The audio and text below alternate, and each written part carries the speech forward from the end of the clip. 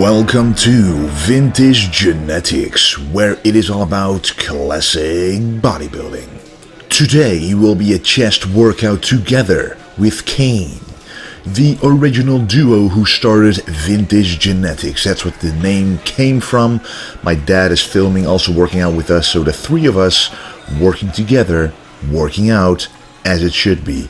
We both got our Vintage Genetics from him, which is the meaning of this channel. Creating your own vintage body, your golden era physique, by using the genetics you're given. So what we just did is a warm-up. We always like to warm up with a bench press. A lot of people like to start out pretty heavy right away. I can see it in the gym all the time. Some people aren't as strong with the bench press, but that doesn't mean that you should skip the warm-up, because some people can only do 1.5 plate on each side, but it doesn't mean that after 3 sets you're already done. Just properly warm up those chest muscles and those front delts to prevent any pain at all. And this is my dad, by the way, as you can see, working out with us. And what I like to do is I like to go all the way down, making sure the stretch is fully in the chest, and it also saves your shoulder, because, for example, if you go too heavy and you're not you're not used to going all the way down, and the weight will actually force you to go all the way down, you will not like that sudden stretch on the shoulders with a weight that is never experienced before. So that's why I like to do a full range of motion.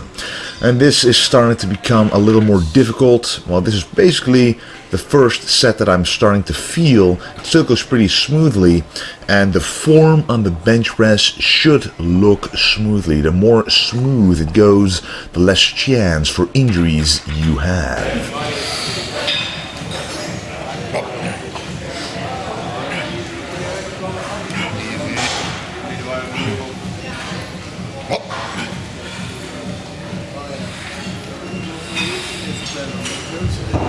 Zo ja.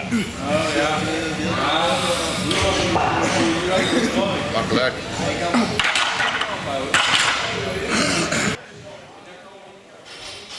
And this is the weight that I like to do at least 10 reps with as a basic weight, and I'm very surprised that at this point I was about 3.5 weeks out from my competition, but I still have quite a lot of strength. I remember watching those Ronnie Coleman clips of him saying he's 5 weeks out from a competition and he's still lifting those super heavy weights. And I'm not saying I'm nearly as strong as him, but I am saying that it is definitely possible to keep most of your strength all the way through your cutting preparation, whether it's for a photo shoot, just for fun, just for yourself for the summer, or for a competition.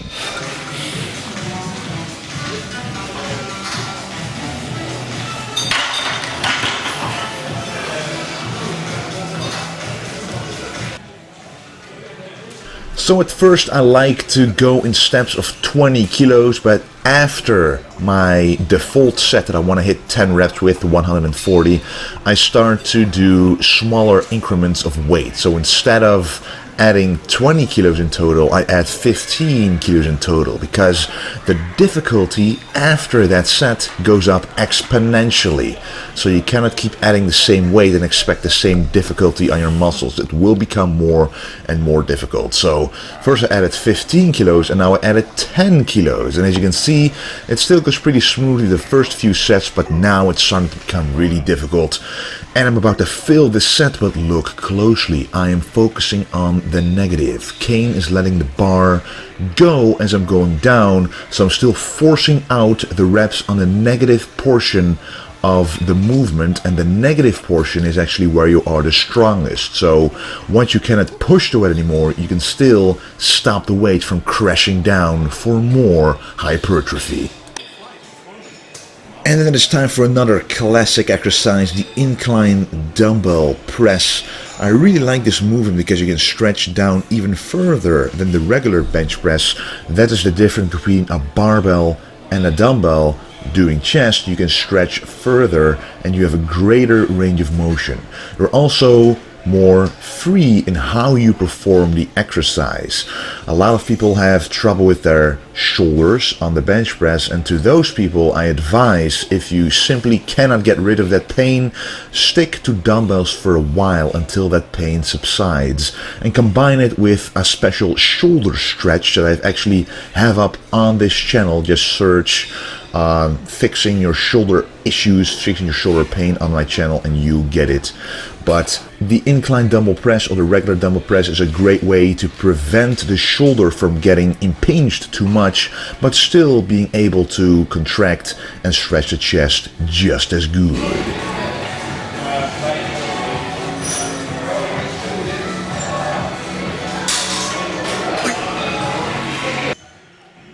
So this will be the first set where I'll be going to failure. We're doing 5 sets on this incline dumbbell press. I like to do at least the first 1 or 2 exercises with chest, quite a lot of sets, because even when you're warmed up on the bench press, it's still, to me, too risky to go too heavy too fast, and I actually get a much better pump just by adding 1 or 2 extra sets.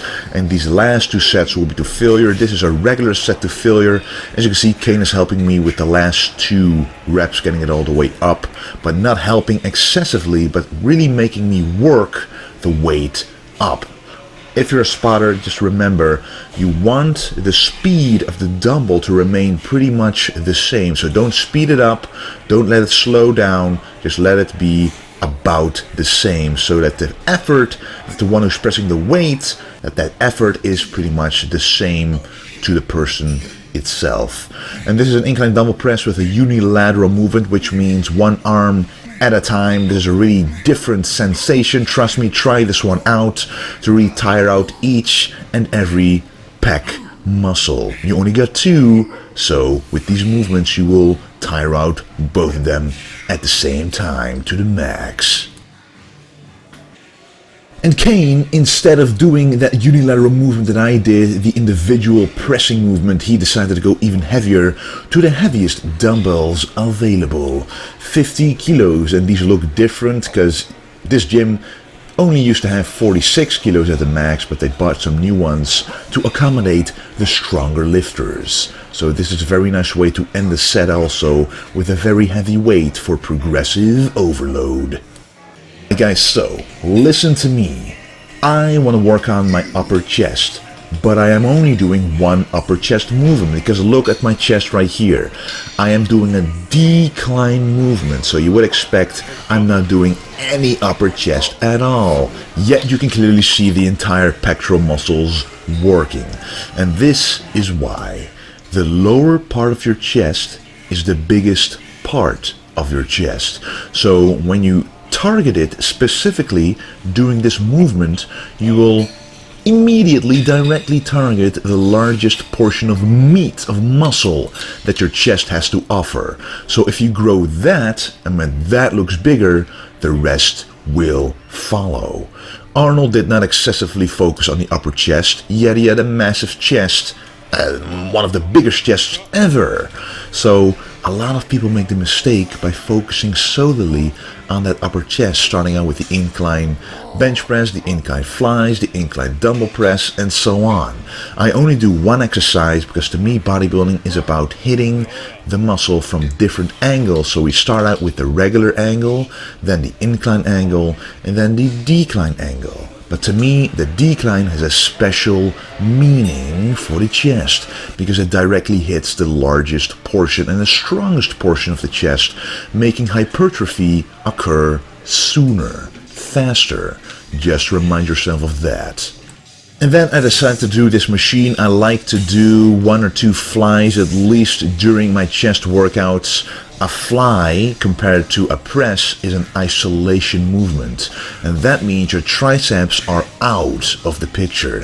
And you just saw that I'm only doing 5 kilograms each arm. And trust me, it may look easy to do, but it is actually very difficult. If it was easy, you're using too much momentum. After 3 of those heavy exercises, pretty much all going to failure, it is not really possible to do an exercise fully stretched and fully contracted without any effort. Your chest will be fatigued dead, stoked.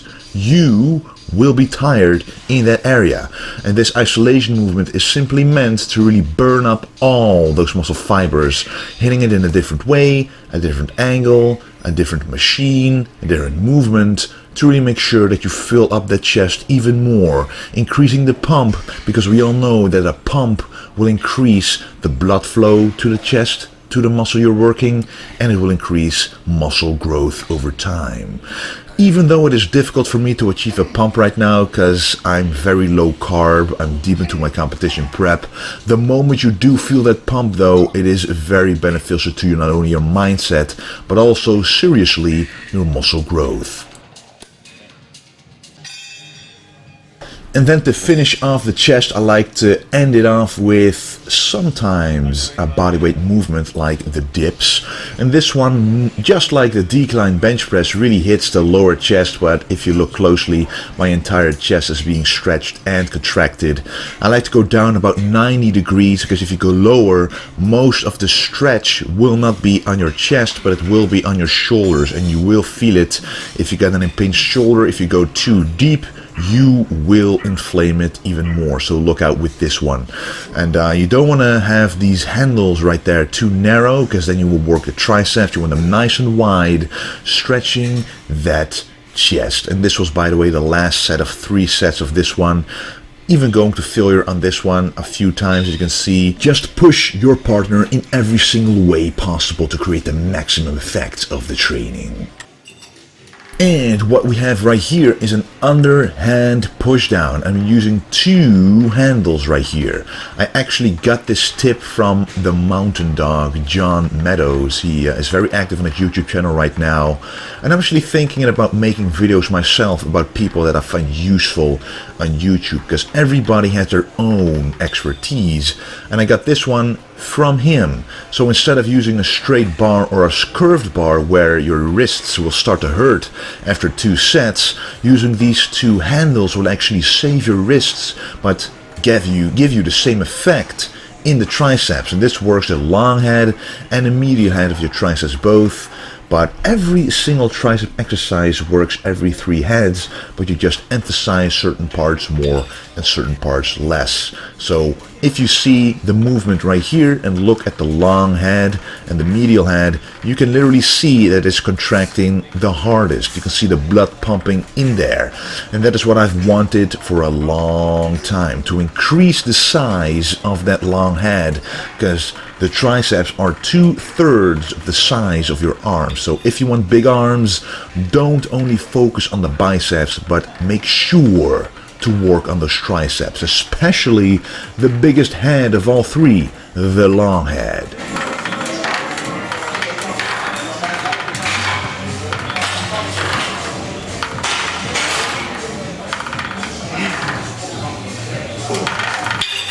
The nice thing about using these handles about an exercise like this is that you can finish off your exercise with one arm at the same time. Sometimes one arm is stronger than the other, sometimes one arm is bigger than the other, and a lot of people ask me this when I make them workout plans, is how can I fix an imbalanced muscle? So for example, when a tricep is bigger than the other, when a lat is bigger, when a bicep is bigger, and I always say, focus on unilateral movements like this, but always start out with your weakest or smallest arm, and with your stronger or bigger arm, match the reps that you were able to do with the weaker arm. That way you will eventually wipe away that disbalance, that imbalance, because you don't want to work both of them equally, because you want the strong arm to be having it pretty easy and the weaker arm to be really struggling, so the difference will be minimized over time. And then one of my favorite exercises to build those triceps, the Skullcrushers. And I've told you guys this a number of times, but only a few weeks ago I was still doing the Skullcrushers wrong. Yes, even after 10 years, I'm still learning how to properly execute the exercise, and that is probably partly why my triceps have been a weak point for a long time, and they still are compared to my biceps and the rest of my body. And the difference is that now I don't force that bar straight up, but I let the bar go down to my hairline and then pushing the bar up and backwards at the same time. So if you look at Kane's tricep right here, that upper arm isn't standing still, it is actually moving as the bar is moving, and that actually utilizes the full contraction of the tricep while saving your elbows. Here you can see it again, letting the bar drop to my forehead, to my hairline, and then pushing it backwards and upwards at the same time. And that really sours those triceps, it really puts acid in them, and that is what we want, because then you know you're really working those fibers to the max. Anyway guys, that was the video of today. Don't forget the tank top that I'm wearing is a new vintage bodybuilding tank top by vintagegenetics.com. Check it out if you are interested.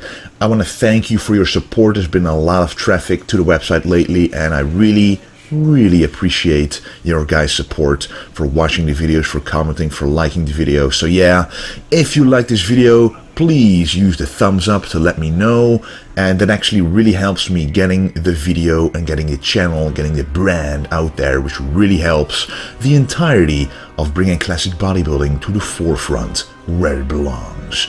I want to thank you for watching, and don't forget to stay golden.